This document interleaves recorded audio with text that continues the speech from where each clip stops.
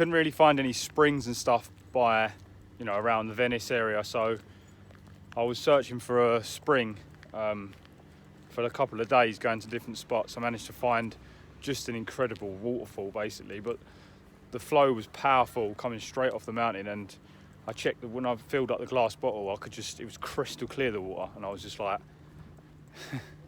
it's amazing.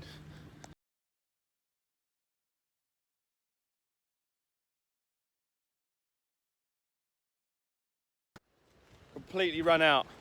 Oh, why don't you just take tap water? Good one.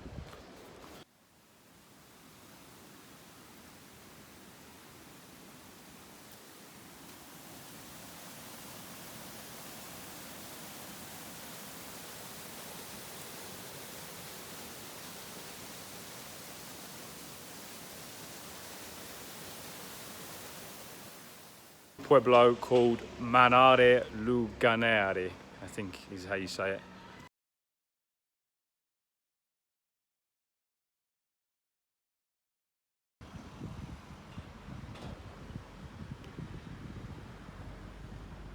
Yeah, man, I'm here, just done my laundry, and I'm going to follow the coast along. I don't think there's anyone here. I was going to play, but there's no one around, so maybe go somewhere else.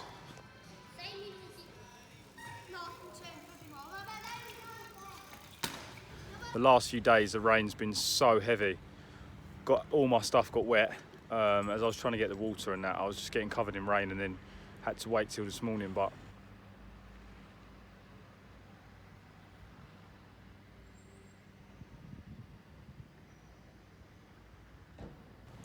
so guys, I've moved on to next country, Slovenia. I'm in a place called Ankaran, which is the kind of first town as you come across down from Trieste. I called it Trieste earlier, but it's Trieste. And yeah, got an interesting story to tell from, you know, why I've ended up leaving Italy in such a rush, to be honest. And yeah, man, we're looking forward to exploring another beautiful country.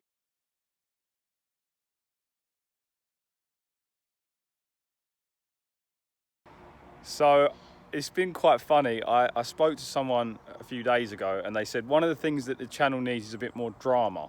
He said, you need to try and get a bit more drama in there. And I said, well, you know, what can I do? I just showing my life.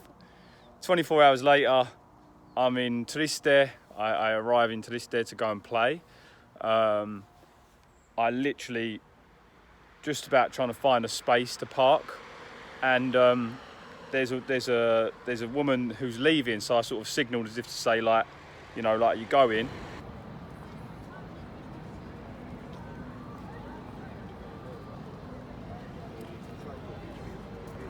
She said, yeah. I pulled back a little bit to let her out, and there was a woman behind me in a bike that I didn't see, and I've knocked into her bike. I've damaged her mud guard on her bike. She's gone up, obviously mental, and I'm like, well, you're all right, that's the main thing. Bit of plastic on the bike, all right, fair enough, it's not ideal, but, you know, you're all right. So, and she said, right, well, you know, give me some, I want some money and whatever else. I said, look, I said, you know, I play music, that's all only money I have is what I make. I said, look, I'll go with the guitar, I'll go and play. Anyway, so I take the guitar, go into town, played a few songs, didn't really work. I think my vibe was off, so I didn't make any dough. And right around this time, I noticed the police were milling around. They eventually came over, or started approaching me, and I thought, right, got the bits, and I went to start walking off. They pulled me and said, right, you know, who are you? You know, you need to identify yourself. I didn't have my ID on me anyway, so I said, no, I haven't got my ID on me, or whatever. Anyway, they started, you know, sticking it on me, saying basically, I have no choice but to identify myself. We're the police, and I sort of said, well, guys, you're public servants. You need to identify yourselves as well to the public, you know. And the thing is, you need to. What is it that I've done? What is it that you're suspecting me of doing? And I think it was something to do with this accident that had happened earlier, but they didn't say that. You know, they didn't mention it. I think that maybe they see it on camera, or maybe, you know, I thought maybe the woman might have reported it or something, but turns out she didn't. So anyway, this is all escalating. This is all happening. And I'm just sort of sitting there within this whole process. I'm trying to understand what this is all about. And I'm talking about the deeper meaning behind everything. You know, what is going on? Because obviously it's all a divine part of this journey that we're on.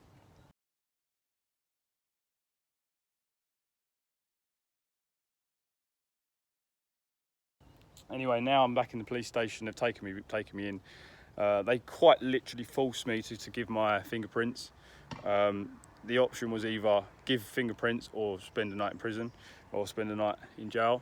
With Maya sat in my van, I think I would have taken that option if it weren't for her, because I'm fairly sure it would just be 24 hours and you're out, in which case you've just lost a day and you haven't lost, you know, had the time, you know. But I mean, all in all, I suppose the whole thing about it is I just want to understand better the laws, because I know each country has its own laws.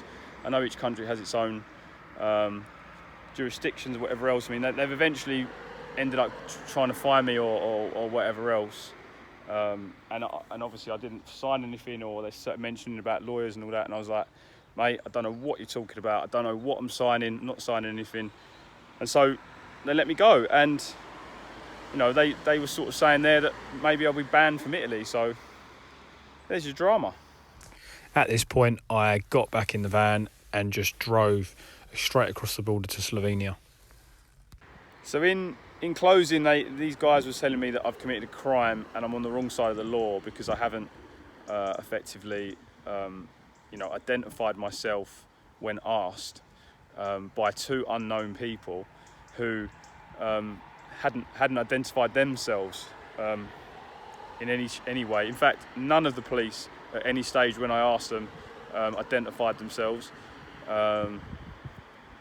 told me their names or gave any kind of information. They said, we are the police, we do not need to identify ourselves at any stage. Now, I'd be really interested to know anyone who's watching this video who understands a little bit about the laws and stuff, whether or not they've actually acted unlawfully here.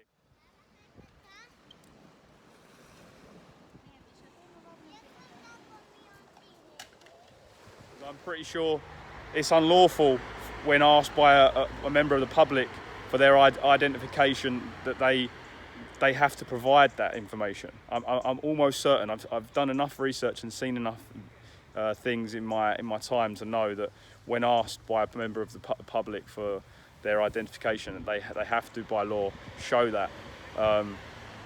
So the Trieste police, I might even tag them in this to see whether or not they've acted in line with the law. If they have, and if I have, you know, committed a crime by not, you know, by what I did effectively, which was to not identify myself to unknown police people for an unknown reason.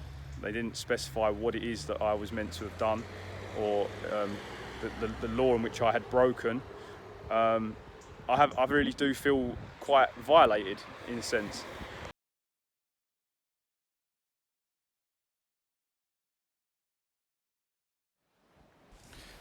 Bit of a dramatic one this time around, guys, but thanks for watching the journey, and I'll look forward to sharing some more of Slovenia.